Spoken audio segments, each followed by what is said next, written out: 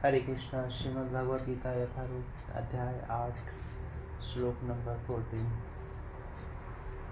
अनन्य चेता सत्यम यो मां स्मरति नित्यस तस्याहं सुलभ पार्थ नित्य युक्तस्य योगिना।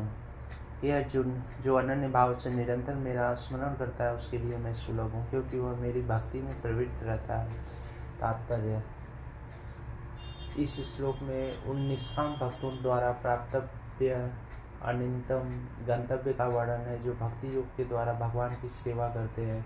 पिछले श्लोकों में 4 प्रकार के भक्तों का वर्णन हुआ है: आत्म जिज्ञासु, अर्थार्थी तथा ज्ञानी। मुक्ति की विभिन्न विधियों का भी वर्णन हुआ है: कर्म योग, ज्ञान योग तथा हठ योग। इन योग पद्धतियों के नियमों में से कुछ न कुछ भक्ति मिली रहती है, लेकिन इस श्लोक में शुद्ध भक्ति योग का वर्णन है जिसमें ज्ञान, कर्म या हठ का मिश्रण नहीं होता, जैसा कि अनन्य चेता शब्द से सूचित होता है। भक्ति योग में भक्त कृष्ण के अतिरिक्त और कोई इच्छा नहीं करता। शुद्ध भक्त न तो स्वर्ग लोक जाना चाहता है, न ब्रह्मचोद से तादात्म्य या मोक्ष या बहुबंधन से मुक्ति ही चाहता है। शुद्ध भक्त किसी भी वस्तु की इच्छा नहीं करता। चैतन्य चरितामृत में शुद्ध भक्त को निष्काम कहा गया है। उसे ही पूर्ण शांति का लाभ होता है, उन्हें नहीं जो स्वार्थ में लगे रहते हैं। एक और जहाँ ज्ञान योगी, कर्म योगी या हठ योगी अपना अपना स्वार्थ रहता है, वहीं पूर्ण भक्त में भगवान को प्रसन्न करने के अतिरिक्त अन्य कोई इच्छा नहीं होती। अतः भगवान कहते हैं कि जो एक निष्ठ भाव से उनकी भक्ति में लगा रहता है उसे वे सरलता से प्राप्त होते हैं। शुद्ध भक्त सदैव कृष्ण के विभिन्न रूपों में से किसी एक की भक्ति में लगा रहता है। कृष्ण के अनेक स्वांश तथा अवतार हैं, यथा राम तथा नरसिंह, जिनमें से भक्त किसी एक रूप को चुनकर उनकी प्रेम भक्ति में मन को स्थिर कर सकता है। ऐसे भक्त को उन अनेक समस्याओं का सामना नहीं करना पड़ता जो अन्य योग के अभ्यासकर्ताओं को झेलनी पड़ती है। भक्ति योग अत्यंत सरल, शुद्ध तथा सुगम है। इसका शुभारंभ हरे कृष्ण जप से किया जा सकता है। भगवान सबों पर कृपालु हैं, किंतु जैसा कि पहले कहा जा चुका है, जो अनन्य भाव से उनकी सेवा करते हैं वे उनके ऊपर विशेष कृपालु रहते हैं।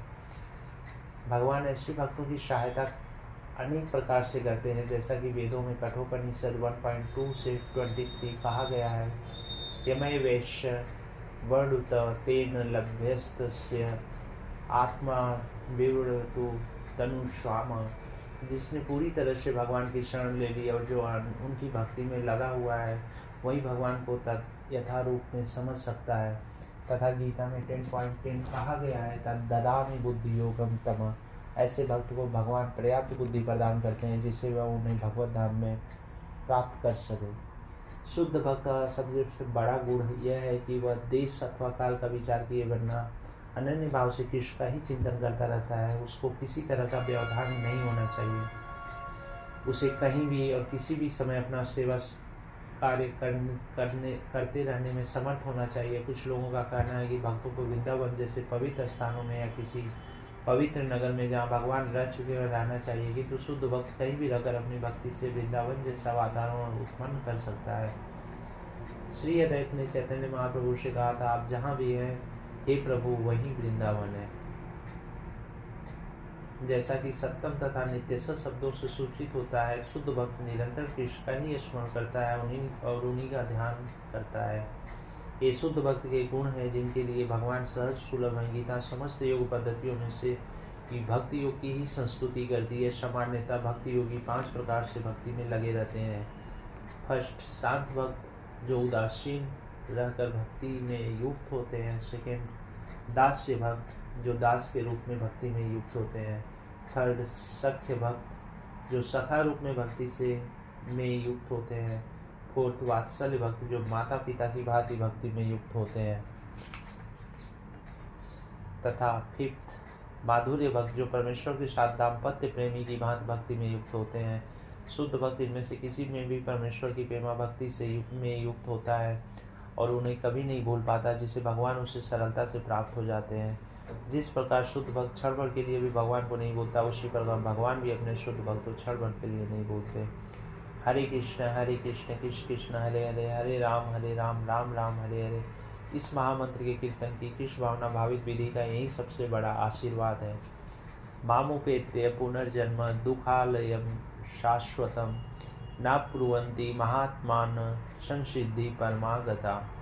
मुझे प्राप्त करके महापुरुष जो भक्ति योगी है कभी भी दुखों से पूर्ण इस अनित्य जगत में नहीं लौटते, क्योंकि उन्हें परम सिद्धि प्राप्त हो चुकी होती है। तात्पर्य, चूंकि यह नश्वर जगत जन्म जरा तथा मृत्यु के कलेशों से पूर्ण है, अतः जो परम सिद्धि प्राप्त करता है और परम लोक पर श्लोक या गोलोक वृंदावन को प्राप्त होता है, वह वहाँ से कभी वापस नहीं आना चाहता। इस परम लोक को वेदों में अव्यक्त अक्षर तथा परमागति कहा गया है।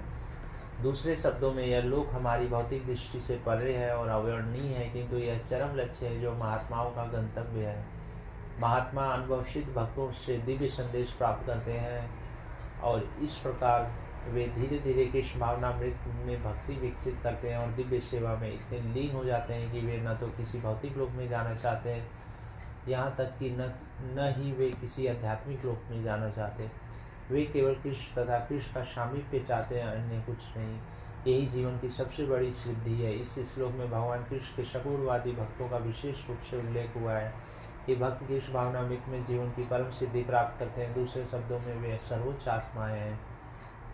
आप रहा भूनालोता पुनरावर्तिनो अर्जुन मामुपेते चू कौन्तेय पुनर्जन्म न विद्यते। इस जगत में सर्वोच्च लोक से लेकर निम्नतम सारे लोक दुखों के घर है, जहाँ जन्म तथा मरण का चक्कर लगा रहता है, किंतु हे कुंती पुत्र, जो मेरे धाम को प्राप्त कर लेता है वह फिर कभी जन्म नहीं लेता। तात्पर्य, समस्त योगियों को, चाहे वे कर्म योगी, ज्ञान योगी या हठ योगी, अंततः भक्ति योगी या कृष्ण भावनामृत में भक्ति की सिद्धि प्राप्त करनी होती है। तभी वे कृष्ण के दिव्य धाम को जा सकते हैं, जहाँ से वे फिर कभी वापस नहीं आते।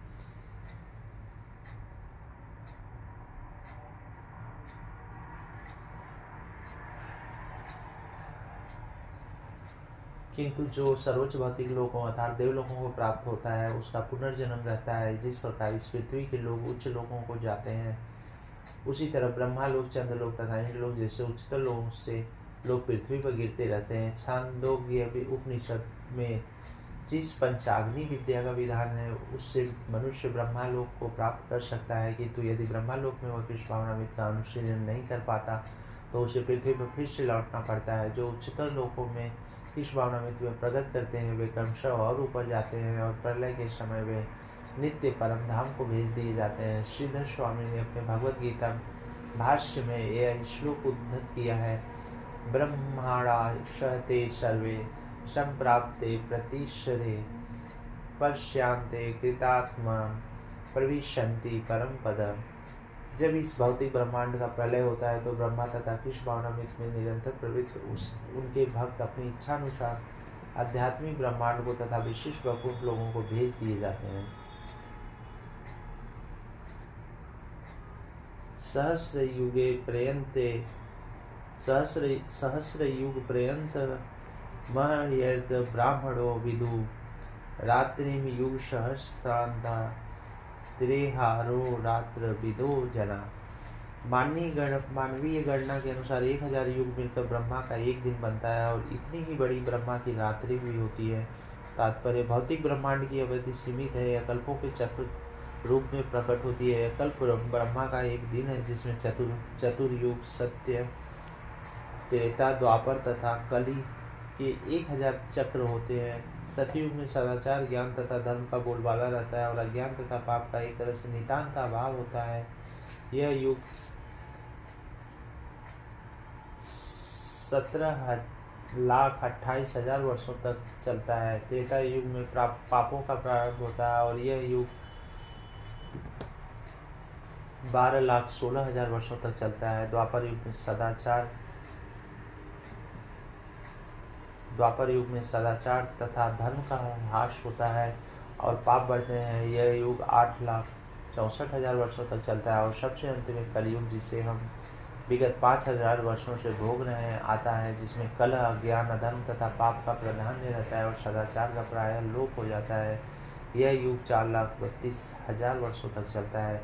इस युग में पाप यहाँ तक बढ़ जाते हैं कि इस युग के अंत में भगवान स्वयं कल की अवतार धारण करते हैं, असुरों का संहार करते हैं, भक्तों की रक्षा करते हैं और दूसरे सतयुग का शुभारंभ होता है।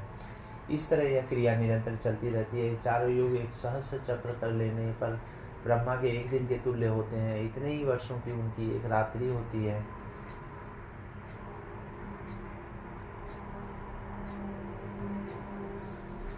ब्रह्मा ऐसे 100 वर्ष जीवित रहते हैं और तब उनकी मृत्यु होती है। ब्रह्मा के 100 वर्ष गणना के अनुसार पृथ्वी के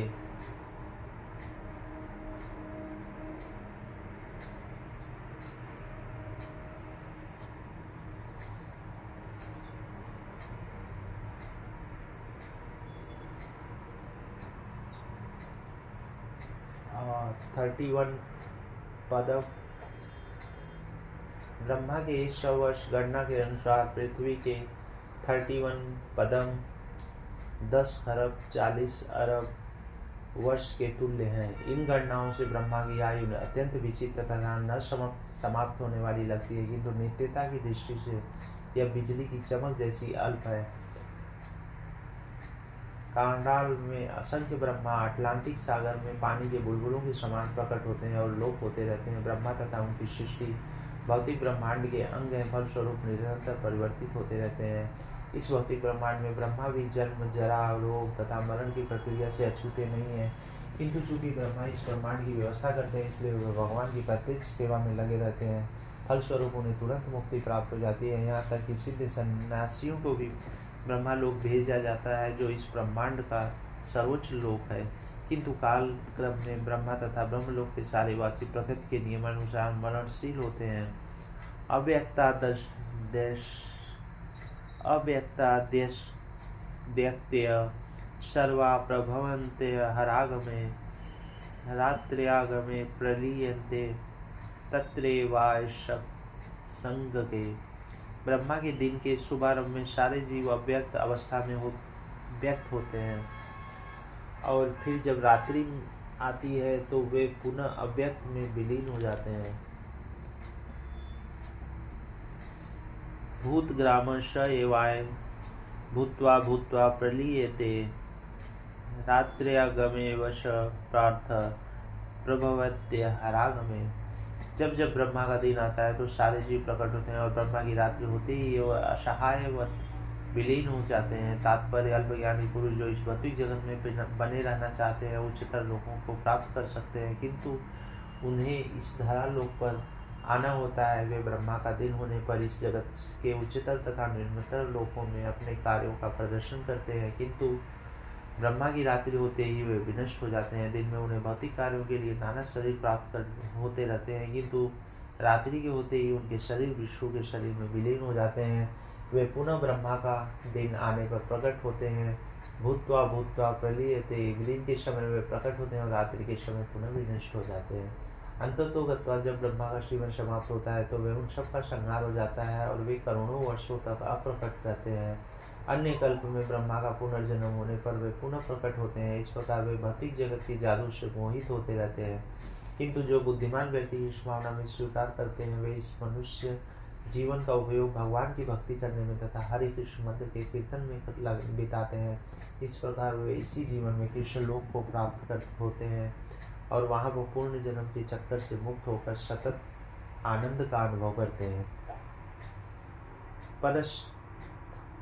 परस्त स्मातु भावन्यो व्यक्तो व्यक्ता सनातन यश सर्वेषु भूतेषु नश्यत्सु न विनश्यति। इसके अतिरिक्त एक अन्य अव्यक्त प्रकृति है जो शाश्वत है और इस व्यक्त तथा अव्यक्त पदार्थ से परे है। यह पराश्रेष्ठ और कभी नाश न होने वाली है। जब इस संसार का सब कुछ लय हो जाता है तब भी उसका नाश नहीं होता। तात्पर्य कृष्ण की पराशिक दिव्य और शाश्वत है। यह उस भौतिक प्रकृति के समस्त परिवर्तनों से परे है जो ब्रह्मा के दिन के समय व्यक्त और रात्रि के समय विनष्ट होती रहती है। कृष्ण की पराशक्ति भौतिक प्रकृति के गुण से सर्वथा विपरीत है। परा तथा अपरा प्रकृति की व्याख्या 7वें अध्याय में हुई है। हरे कृष्ण।